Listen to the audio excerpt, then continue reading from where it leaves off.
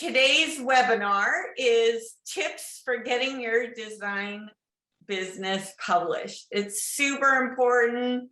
I'm really excited everybody's here to learn from this webinar. And we have Elizabeth here. I'm super excited about it. Just to go over some housekeeping before we get started. If you do have any questions during the presentation, type them into the chat box and we'll be answering them at the end of the presentation during the Q&A. So put your answers in there. Definitely feel free to ask us whatever you need to help your business move forward. So just to get to know us, we're Home Designer Marketing. We help design professionals transform their businesses and brands to attract their dream clients, sell their projects for more, stay current online, and get their time back with automated systems. So there's me, there's Ashley. We have a whole team of, I call them A players, to help you move your business to the next step and get transformed. Here is Elizabeth. I'm gonna let her introduce herself. I'm so excited to have her here today. Thank you, Deborah. Hi, everyone. I'm Elizabeth Ethridge McGann, and I am the founder of Ethridge McGann Group. And like it says, we help interior design firms and home furnishing brands to tell their stories and reach their goals with PR and marketing. We take a really nice boutique approach. So I'm excited to dig in, especially to PR, which is kind of a mystery, I think, to a lot of people. So we're going to break it down for you all today. Yep, absolutely. Just to give you some examples of what we do when we transform businesses. In fact, I know Tana's here. She's one of the businesses we have worked with. Here's a logo before and after for Bowerbirds, a website before and afterwards. And I always like to think, like, if you were a customer and you had never had a conversation with with an interior designer business, and you were just going online looking up your business, who would you trust more? Like a company like this or a company like this? Who would you pay more for, like their services? A company like this or like this, right? So your online brand really makes a difference. Here is another before and after for Tana here. And this was her website before. Like, she does absolutely beautiful work, and like her online marketing needs to represent that. So here is the after. We also set her up on Mydoma. So that gives you a little taste of what we do. And here, today's agenda, we're going to be talking about PR. So I'm so excited to have this conversation because I just feel like people don't really understand, the value of it, or they just don't understand how to do it. So what is PR? Building trust with PR, looking at your goals, like, is PR the right thing to do? Marketing, photography, national and regional publications, like why you might want one over the other. Print, is it working? Is it not? Doing it yourself, getting the ROI out of PR. Editors, after being published, like what should you do afterwards? And responding to press. So we're going to go over so many different areas of PR. So first, we're going to just start out talking about, like, what is PR? So Elizabeth, I'd love you to give us your thoughts. Of course. So just starting with the basics, PR, I'm sure you all know, stands for public relations. And it's really about sharing your company story, your brand with the public audience. So it's what the public knows about you. And relations is in the word. So it's really about relationships a lot. So keep that in mind when you think about PR. So that's just starting off easy. That's what PR is. Yeah, absolutely. And it is so important for building trust online. We're just, even if you're validating your company, it's so important. So, Exactly. yeah.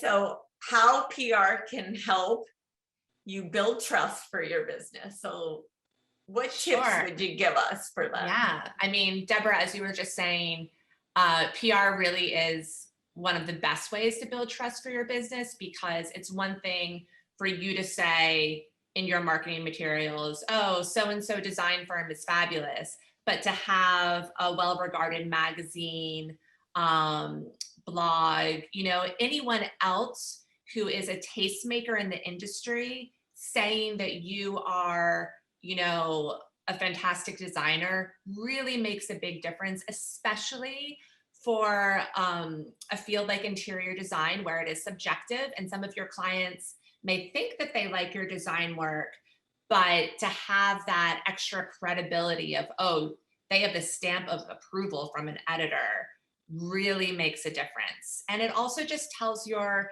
brand story in a more personal way sometimes than with sales material. So it gets you that much closer to that key marketing goal, which I hope everyone knows, which is to have people know you, like you, and trust you. PR is so powerful in all three of those things. Yeah, I love the know, like, and trust. Yes. It's like so important. Yeah. Building trust for your business and being an authority in your space, PR absolutely does that for you. Mm-hmm. So what is your goal for PR? And I always think with any type of marketing, focusing on your goals first is like number one. Yeah. It's so important to be strategic, especially with the media landscape today. It can be very overwhelming. So it's important to be very honest with yourself. And what is your goal? Is it sort of like the ego of seeing your work in a magazine? That's fine, but be honest with yourself. Is it to get better clients? Is it to help close the deal and have that credibility? Where do you want your clients to come from? What type of clients? I mean, this is the opportunity to show your design firm, to attract the type of clients that you want, where they are, with what responds to them. So you don't have to do everything, but you do have to be strategic about what you're doing and that it's supporting your company goals and not just keeping up with the influencers or something, which may be spinning your wheels. Yeah, I definitely think to get the ROI from your PR, you need to really think about your goals and set up a strategy. For example, like if you really want to focus on bathrooms and you really want to focus on like certain services or certain types of clients, making sure that the magazine that you're getting published in has the right type of followers and, is promoting, like, if I'm looking for a modern bath and I'm a client, that's where I'm hanging out. I'm reading that magazine, right? So looking at your ideal client, looking at your services, where are they hanging out? How can I get in front of them? How can I be an authority? Exactly. It's really good.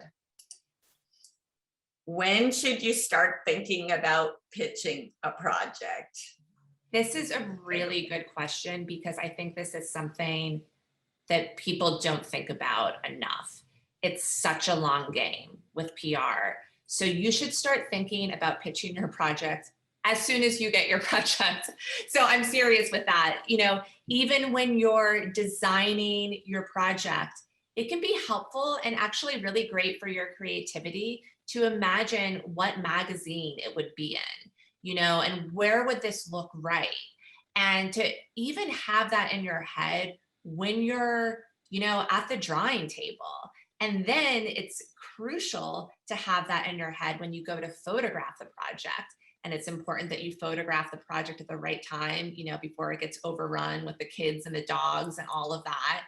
And to really be laying the groundwork, getting the before pictures, because maybe it's an HGTV before and after story, just thinking through, keeping your options open, keeping everything organized, and having the end goal in mind will, I think, make you create a more beautiful project, and also help you when you get to the end to be very strategic. And it's not going to be like, oh, what do I do now?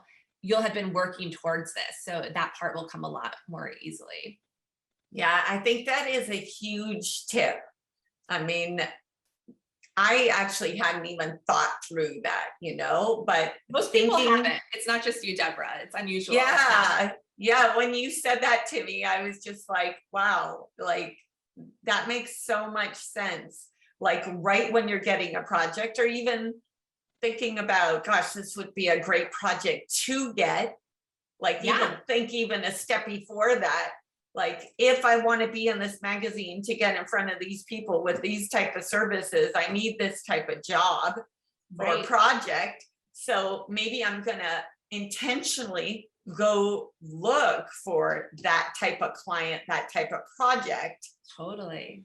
It can sort of level, it can be a level up exercise where it's helping you to set goals when you have your eye on the prize and it's something more tangible. So it's not just about getting in the magazine. It's about having goals that may help you get better projects, make you create better designs. It's a good way of thinking about your business. Yeah, absolutely. And then instead of just doing the project and then an afterthought, oh, this turned out kind of nice, maybe I should try to enter it. It's a totally different process. Yeah. So be more intentional. That's the lesson that I'm learning.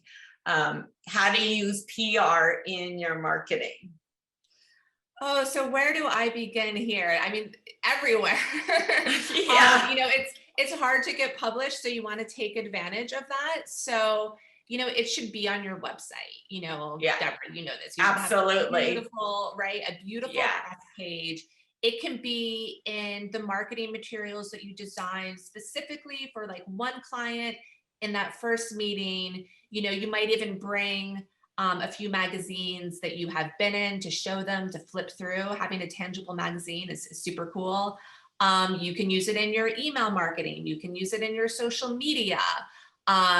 You can mail copies of a magazine to stay in touch with past clients and prospective clients. I mean, it really should integrate into all of your marketing. It's such a powerful tool. Yeah, absolutely. And I think you could even add it into your email signature. Like just think of all the touch points, every possible, like most leads or prospects, it takes 6 or 7 touch points before they actually will work with you. So think about like social media, your email list, your website, your email signature, like, everywhere that you can get in front of them with that information. Exactly. I don't have a lot of professional photos. Can I still get published? Oh my gosh. I wish everybody knew the answer to this already. Yeah. I mean, if you're going to invest in anything, and Deborah and I both agree on this, and we're not photographers. Yes. If you're going to invest in anything, it's professional photography. I mean, it's just basic. You're an interior designer. People need to see your work before they hire you. You want your work to look as beautiful as possible. So it's very difficult not to get published without professional photos. Honestly, it's easier to get published without professional photos if you're already established and you don't have like any new projects. People might already know you and reach out to you to say, oh, what's your favorite paint color? And like, can you tell me your 5 best, nightstands or something like that? But if you're new, you really need imagery to tell who you are. You can kind of fake it out a little bit. Like if you haven't done, a huge estate, every room. Use your own house, create a little vignette, even a mood board. It can be a corner. It doesn't have to be everything. But if you're showing your point of view and being consistent with that, and take a photography course yourself just to get started. I mean, it's literally everything is the photography. Yeah, I absolutely agree. In fact, when somebody comes to me and they don't have good photography, we can't really help them very much, not as much as we would like. Like if somebody's invested in photography, they come to us, we can absolutely transform their business and make them look gorgeous online. But we can only do so much if the photos are bad. And let me add one thing here too, that somebody came to me a while ago and they were like, well, I don't think that like the website design really made a difference, because once they see my work, they would love their work. And yes, definitely the work sells, but if they've never had a conversation with you, they might not get past that homepage to even see your work, right? So they work together. You need the photography, and then you need a professionally designed online presence. You need both of them, and good content, all of them working together. The whole package. It's the first impression. Yeah. How do I find a photographer? Because this is really important. So take out your notebooks, ladies and gentlemen, because the best way to find a photographer is to look at the magazines or the blogs that you want to be in and see who the photographers are. It's very simple. What some people don't realize is there are some photographers out there who do a little bit of PR, and they can be very helpful because they have the relationships. Like I said in the beginning, PR, public relations, relationships. So an editor, they're humans. They're just like us. If they know you, like you, and trust you, they're going to be more likely to feature you than if it's like just a cold call. So if you have a project photographed by someone that they've worked with a lot, that will help to get you in the door if you don't know people there. And then it's also just a complementary creative vision. They like the style of that photographer. It makes sense in their pages. And when you talk to photographers, ask them, do you help with PR? Would you make an introduction on my behalf?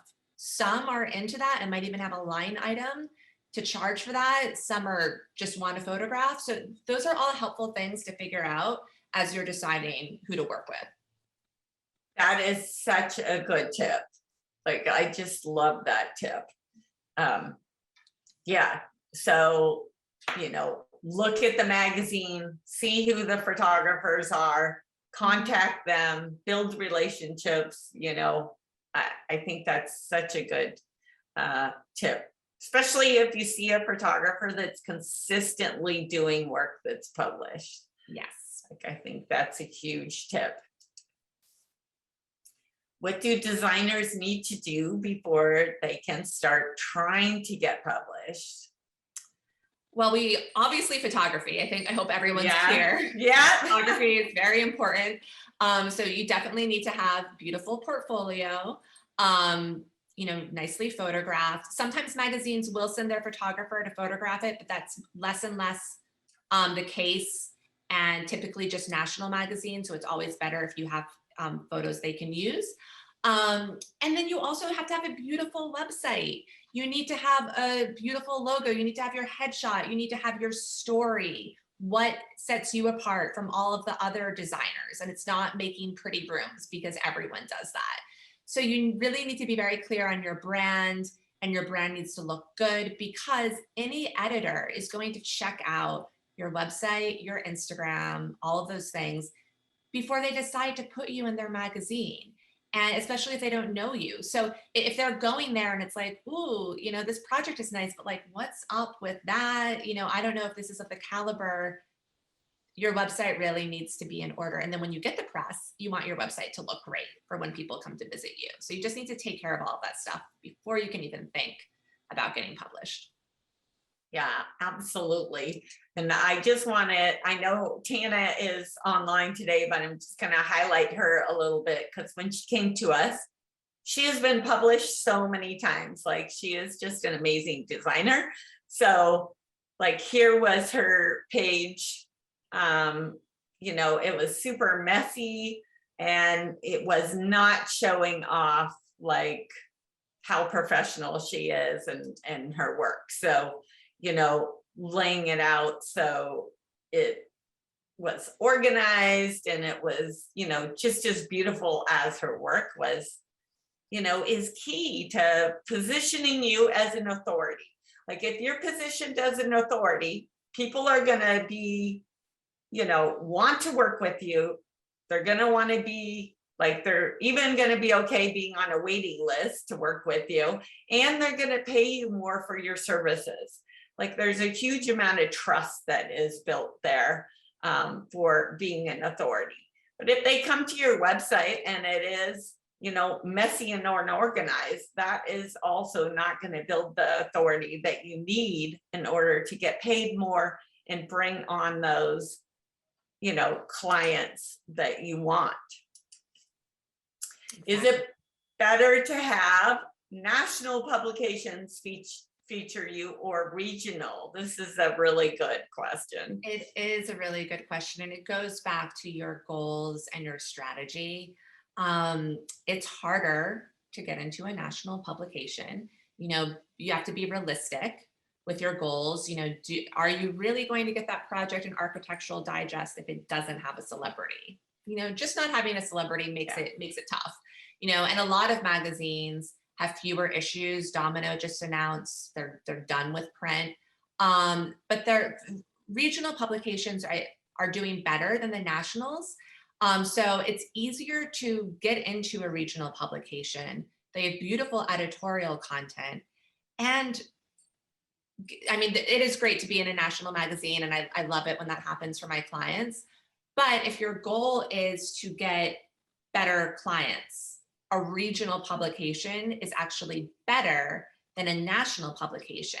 Because what happens is when people see a national publication, even if they've got, you know, a huge budget and all of that, it feels like sort of fantasy. It doesn't feel like someone that you're going to kind of pick up the phone and call. Whereas if it's someone in your backyard, you're like, oh yeah, I could just like meet that designer for coffee. This would make sense.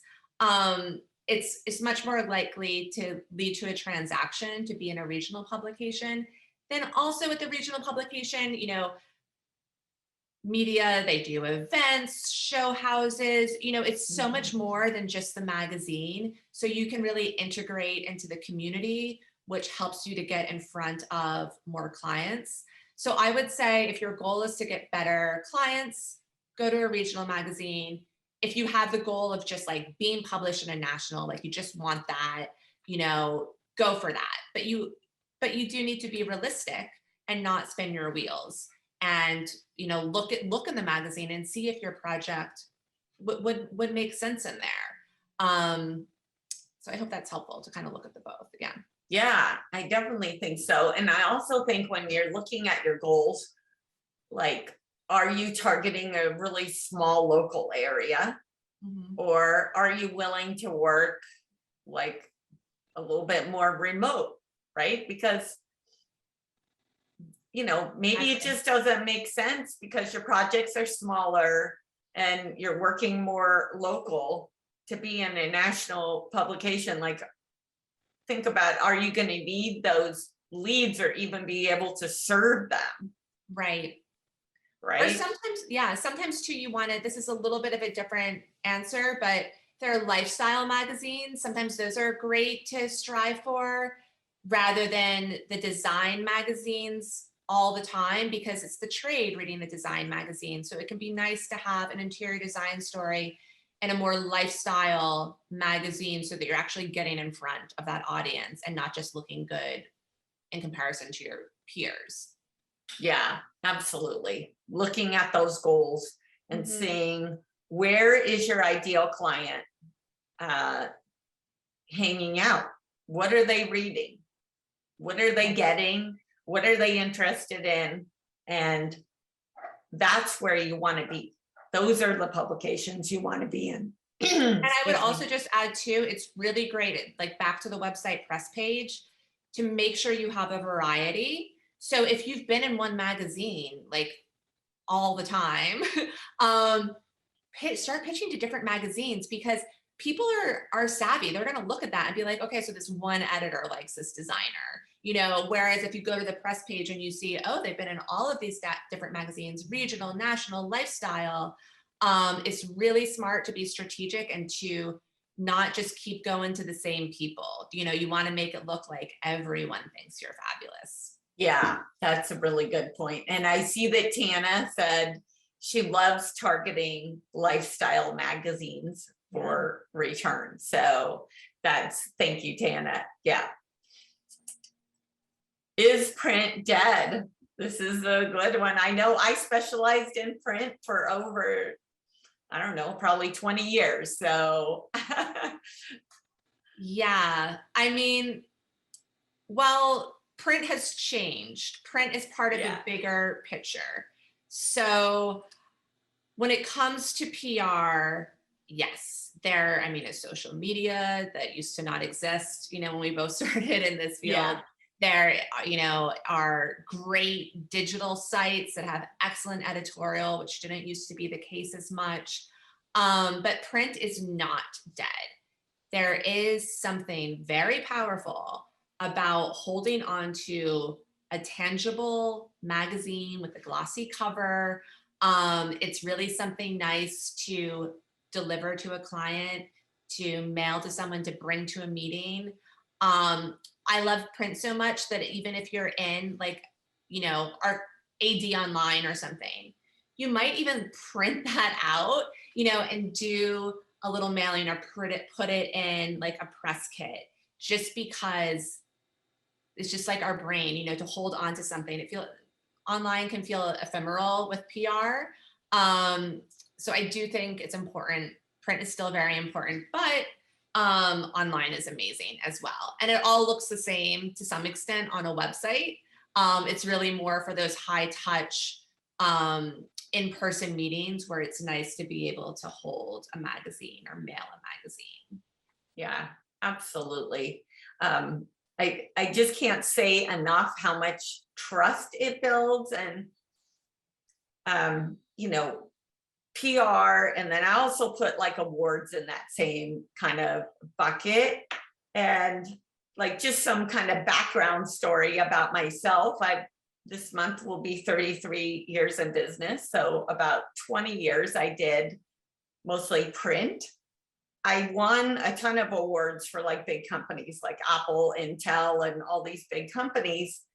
And I didn't even have to sell for many, many years because everybody just knew that like I was an award-winning designer and they just wanted to work with me. And it was a super easy sell. So I know that awards are a little bit different than PR, but not that much. Really? I really think they're like in the like authority kind of, you know, just positioning you as an authority.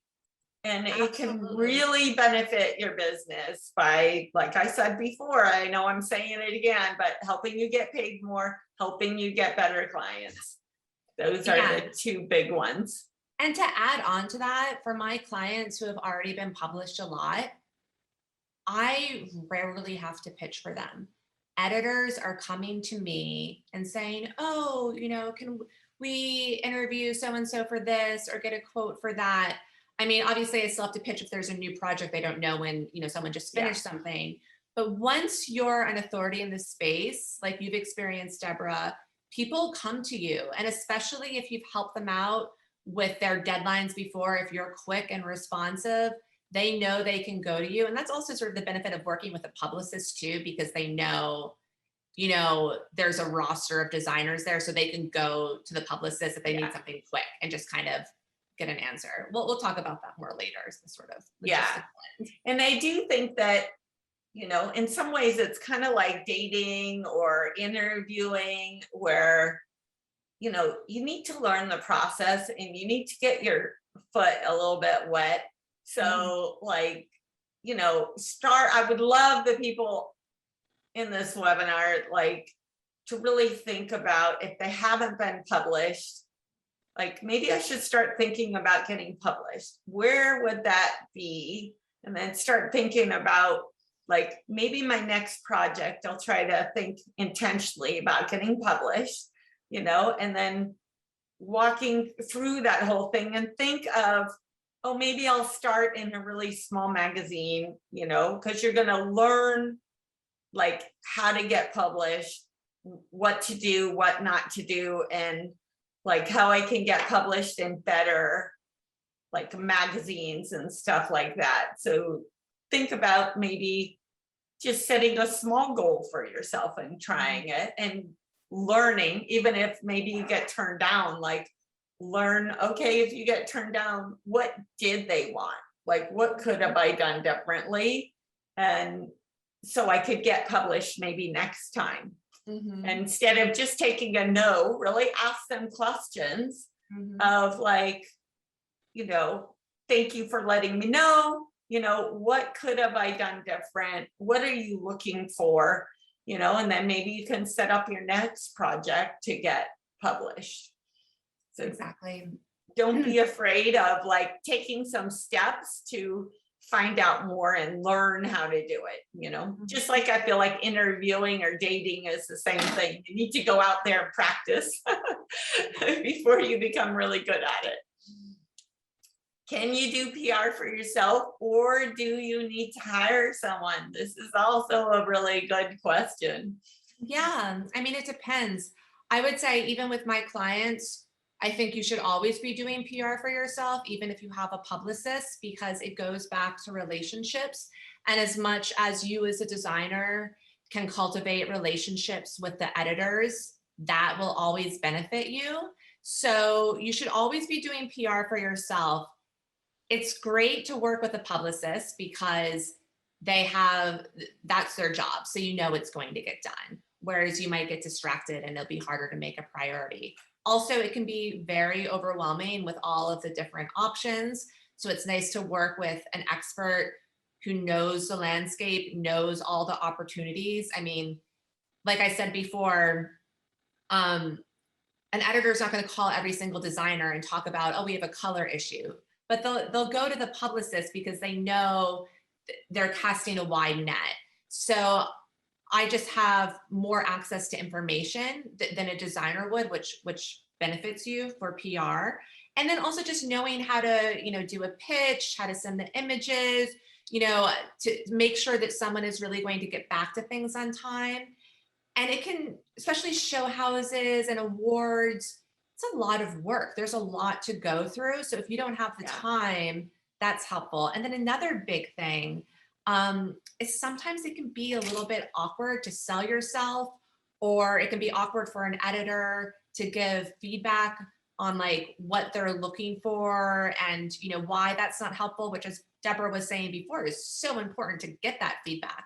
A lot of editors don't feel comfortable giving that directly to the designer because it can be sensitive, but they will say that to me. So it's just nice to have a buffer where it's not, you know, so direct, and it can be a little too sensitive on both sides. Yeah. And maybe, you know, if you are doing it yourself, then really try to be open to feedback and, you know, communicate that to them. But I could see that, you know, when you design something, you become like, it becomes part of you, you know, you can get really attached to it and it's hard to take, you know, maybe criticism or feedback, you know, not necessarily criticism, but, you know, you could take it that way versus feedback. How can I learn from this? How can I do better? And as a designer myself, I'm always, you know, not an interior designer, but illustrator, graphic designer, is like trying to be open to learning from it and taking feedback without feeling like you're being criticized, right? Totally. So attacked. So having that right kind of mindset. And I'm like a cheerleader for my clients too. So it's nice to have someone sort of in your court who is keeping you motivated, who gets you back up, who can give you the feedback in a way that's helpful and motivate you. I mean, a lot of my clients are solopreneurs, so it's just helpful to have, someone there kind of cheering you on and talking things through.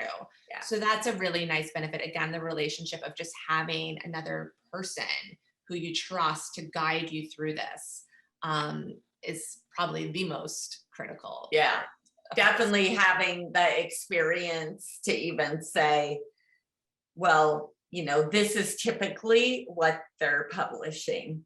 Right. Like, not that you want to make your design like the same as everybody else's, but there might be trends that they're liking or that they tend to like publish more, and maybe that's not the right publication, right? Where you can steer them in a different one.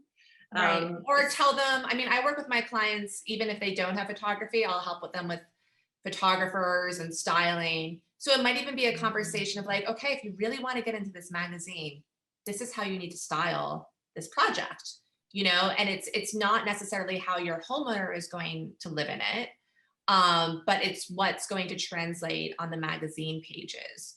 So it's looking at everything and really figuring out what you need to do to reach those goals. And it's very strategic. Yeah, absolutely. I think that is a really great tip, that like working with somebody like you has experience to know like what they're looking for, even if it's not what the homeowner's going to, how they want it as the end result. But, if you're in a room too, it's so different than if you're taking a photo of it. Completely. Right? Because how do you, show it off? You don't need to show the whole room. You just are trying to, you're just trying to tell a story, you're trying to get an overall feeling, an emotional response from them. Exactly. And so many projects where my clients, that their client hasn't finished. They didn't do the last layer of accessories. Maybe there are even some furniture pieces missing. They will bring in furnishings, art, accessories, load up everything.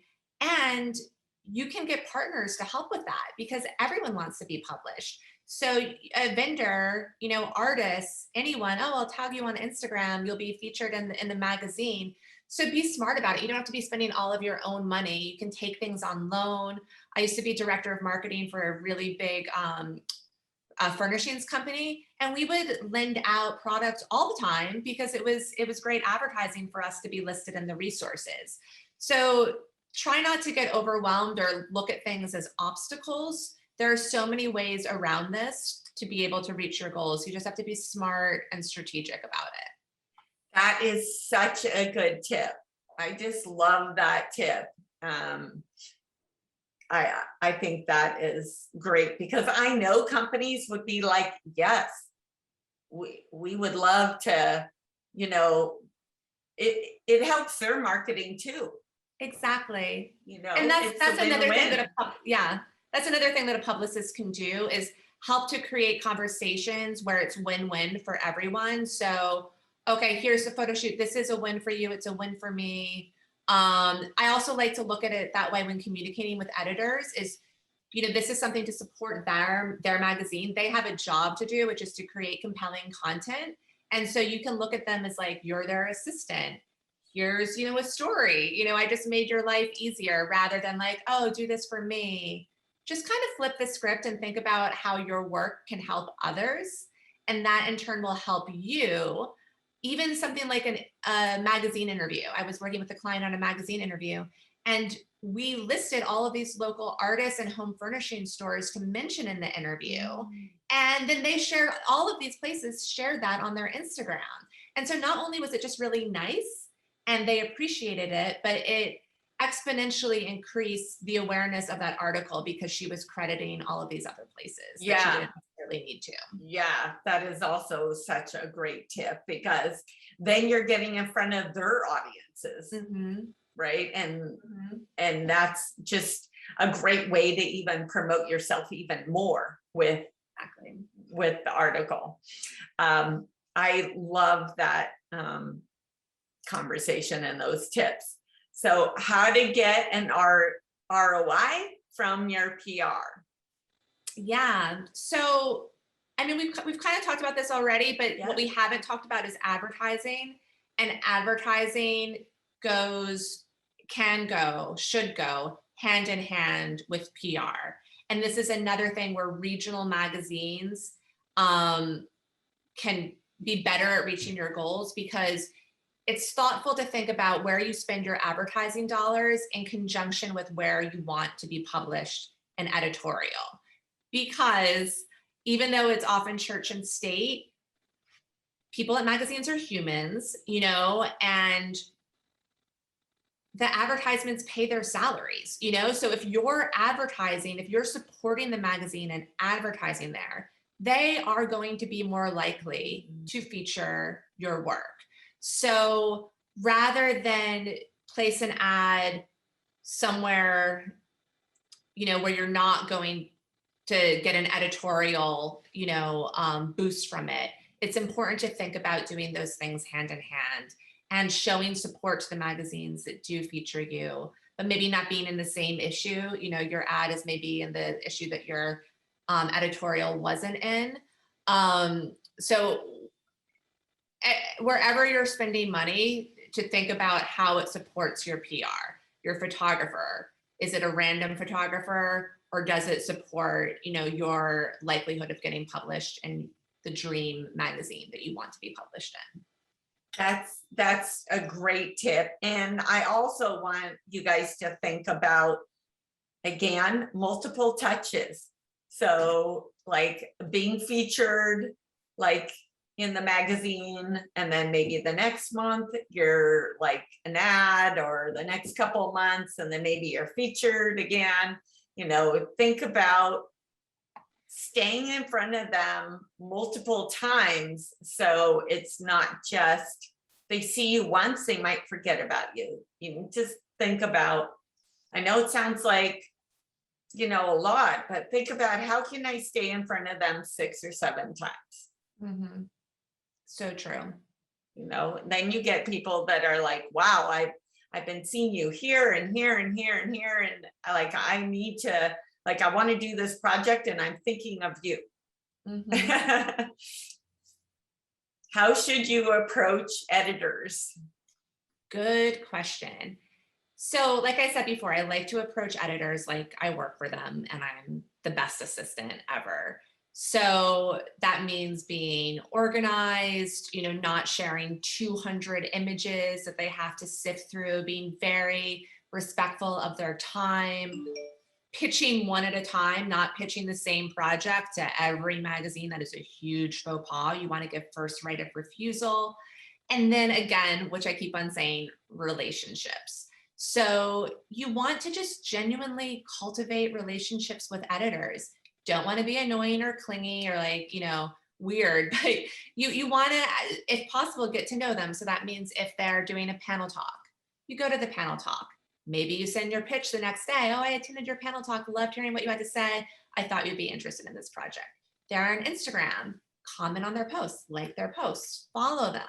See where, they love horses, you love horses. Find the human in them, because they will be more likely to publish you if they know you, like you, and trust you. So having the relationship, and then just being the very best assistant, being quick, sending things in the way they ask for, getting things in before their deadline, respectful of time. A publicist can help with letting you know like what the rules of engagement are, or doing it on your behalf. But those are some main things to keep in mind. Yeah, definitely make it easy for them to work with you. Exactly. So they come back to you. It's not just one and done. you know, you want them to come back to you because you were so easy to work with again and again and again and again. Yeah, yeah, because if they're finding that it takes too much time and like it's too much work to work with you versus somebody else, they're gonna ask somebody else. Right. And then also if you're sharing the news, but being respectful of their guidelines. So a lot of print magazines, you're not allowed to share the images until 30 days after the magazine has been out. But then at that point, you know, to tag them and credit them and thank them, they're a business too, that helps them too. So Yeah. if they're seeing that, and if it's online, that's a big deal. If they're seeing that stories that feature review are getting all of these clicks, you know, that's really good because Yeah. you're putting it in your email newsletter and all of these things. So you just you want to thank them also after the story. A handwritten note goes such a long way. Just be a really nice human, you know? Yeah, That's the bottom line. absolutely. And I always personally, I like to have the give first kind of attitude and the, you know, make it easy, you know, as much as possible to work with you. So I love the idea of asking them their process, you know, ask them to get their process for them to email it to you and then follow their process or ask them more questions like, how can I make this step easy for you? I think those are great tips and give first, like don't just try to like ask and like you said, building a relationship, it's a relationship where you want to be published again, you want to be friends with them, you want to help them do their job. I think those are great tips. Yeah, and again with the repeat relationship thing too, I think everyone knows this, but don't give anyone a hard time, you know, like, oh, why didn't you use this image for the cover instead of that image? Yeah. You know, you don't want to criticize their coverage of you because then you can like guarantee they're never going to write about you again. So just something like that. I've never had anyone do that. I just heard someone say that once and I was like, okay, just to make sure, I'm just going to say that's a good one. Unpublished, now what? What's the next step?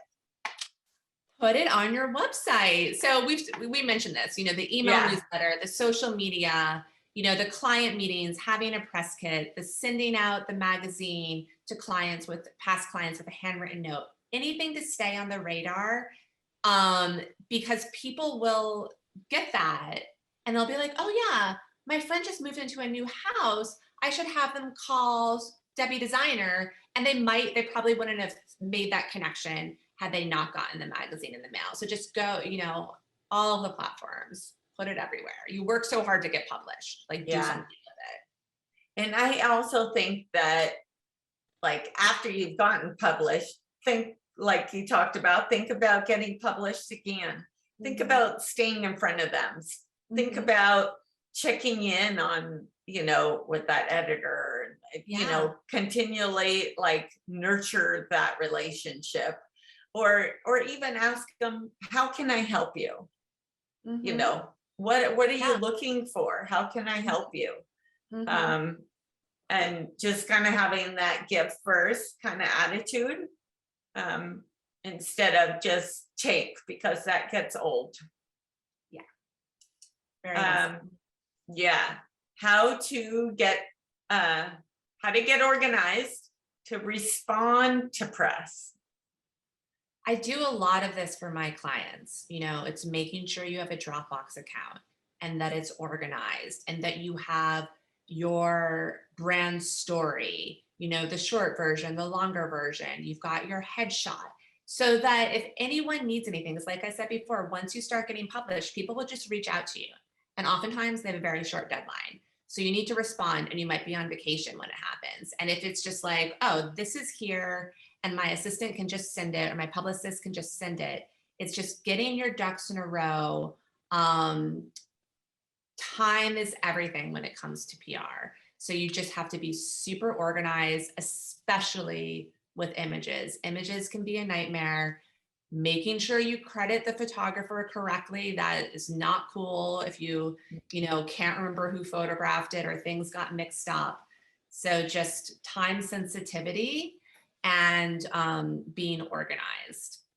Yeah, absolutely. And I know that, like, even sometimes when people are sending us photos, like not having the photos like properly labeled and stuff, you know, sure, that the designer knows what project, what room and everything, but don't expect somebody else to be a mind reader. They might get all these photos and have no idea what project is going to what, or what, you know. Or you low need- res. I mean, you deal with that less Oh. on the website, but for Yeah. print, it's hugely important. You know, so sending the wrong size. I'm shocked by how many designers like can't even tell the difference between low res and high res, and that is going to annoy people. You know. Yeah. So you have to, if you don't know how to do that, find someone who can help you. Yeah, absolutely. Because all print needs to be 300 DPI. And, you know, if you're doing like online, it like you can't load up photos like that online, otherwise they'll slow down your website too much. So, but absolutely, like, can't have anything less than 300 DPI. And so just really making sure that you have a good photographer that's taking the photos, like, so you can like make them large enough, because especially for like a full page or something like that. Yeah, but vice versa, when you're pitching, you don't want to be sending huge TIFF files that are going to like crash the editor's computer when they open up. So you want to send smaller files and say, oh, we have high res available, you know, and what you can even do just to give a teaser, because some people, if they don't know you, they won't even click on that Dropbox link, but embed a couple of the very best images in the body of the email. So it's like those wow stunner images. So they're like, ooh, I want to see more of that. And, you know, keep it to like 10. Don't make people, you know, unless they're like wanting to see the whole project, you can say there are more images and then you can show them everything. But you just have to be organized and respectful of time. Such a great tip. Thank you so much. This has been such a good conversation. Again, I'm Home Designer Marketing, Debra Scarpa, and if you're interested in talking to us about branding, logos, websites, social media, you can book a free consultation at homedesignermarketing.com/schedule, or follow us on Instagram at Home Designer Marketing. And then Elizabeth, if you have any questions, you can reach out to her. Go ahead, Elizabeth. Yeah, well, first of all, thank you, Debra. And I would love to hear from anyone from this panel. You can do a complimentary consultation just to hear about what your goals are. You can email me, I'm on Instagram. And yeah, I just love talking with designers. So it'd be fun to hear from some of you. Yeah. Absolutely. And we now have a Q&A. So I know that I see them coming in. Yeah, there's some questions coming in, and feel free to type your question in there. And the first one, what should you be asking for photo, sorry, it's moving, and use of images? So if you're asking, oh, this is a good point. So I'm not sure if you mean for the photographer or for the client, but I'll sort of answer both. So in your contract, if you do not already, go back to your contract and make sure that it has in there that you can use your project images at the client's home in your marketing materials and in PR. That needs to be in there, because it's such a drag when you go to have that conversation of the best project you've ever done and you can't show anyone. You can share with the client, you know, you're going to be anonymous. You know, some magazines like to use the people in the projects. Most of them don't need to. They don't have to say the town. So that can help to alleviate any concerns that your clients may have. And so just going back to this question, what should you be asking for photo credit and usage of the images? Have legal docs signed with limitations for usage, et cetera. So I think for the photographer contract, You always want to make sure that you're crediting the photographer. You don't really need to, like on your website, but on Instagram, you should, in magazines, you should, you should have them credit them. Sometimes if it's a story where they're not doing all of the photo credits, just like let the photographer know that. And another important thing, a lot of photographers do contracts where if there is a photo fee from the magazine, they want to be paid that. So if the magazine has a budget for like $500 to pay the photographer, you need to link up, even if you purchase the photographs from the photographer, you need to like link them up so that they can get paid that photo fee. It can get confusing, quite frankly. And sometimes photographers are like, oh, don't worry about that photo fee. If it's going to mess up getting you published, if that's going to like be a barrier, they'll generally waive it. So it can be a little bit, flexible. But the main thing is just to be very clear with your photographer on how it works. This is another area where I do this a lot for my clients, where they don't have to get into that nitty-gritty contract ickiness with the photographer, and I manage that. So I'm making sure that everyone's happy, because photographers will get frustrated, and you don't want to frustrate anyone ever. Oh, more questions. And how about agreements with the publications for usage? Okay, so the magazine, the agreement with the magazine. Typically, in my experience, you don't really have to worry about how the magazine is using it. It's good if they're using your image. So you don't need to worry about, don't use my image a certain way. You want them to use it. The only time it gets tricky is I've had projects where they've been published in like 4 different magazines, but you have to be very strategic about when you publish it, because some magazines will not publish a project if it's been in another magazine, and some will. And oftentimes awards, most awards, I think they're okay if it's been published before, but some aren't. So you'll the way it normally works is be in a regional magazine first, then a national magazine, then an award. So you don't want to enter the award first when they don't care if you've been published before, but now it's messed it up for all of the magazine features. So it's super important. Sometimes I have clients who are so excited to enter for an award, and it's like, hold back. You want to get the magazine and the award. So get the editorial coverage first and then enter the award. But you just have to know what the rules are for everything, because it's not the same for all the magazines, not all of the awards. I hope that clarifies. There's a lot to dig into there. It can be really confusing. I'd say the one thing that I've really learned from this conversation, Elizabeth, with you is just like how much strategy is involved. And, there's definitely just so many little things, little tips that really can make a difference. And that is why hiring somebody, that can help with PR definitely can help move the needle. Yeah, it can be political, especially if there are magazines that compete with each other. So it's very careful. You don't want to upset anyone. So I'm glad that you picked up on that, Debra, because there's a lot of strategy involved. Yeah, and I didn't even think about it being political, which makes sense. We can go on for a really long time. like the competition. Is like if they're competing kind of against each other, and you're being featured in one, and you become like, kind of like really known for like working with them, it's going to be hard to. It's just nice to play nice with everyone and have a press page that's like, ooh, everyone loves this designer, but there is a lot to think about. Creative people can be sensitive. So just, keeping everyone happy and being respectful. This is so fun to talk about. I can go on forever. So you just have to tell me like when to shut up. Yeah. Well, we're almost like at the end here. I know we do need to wrap it up, but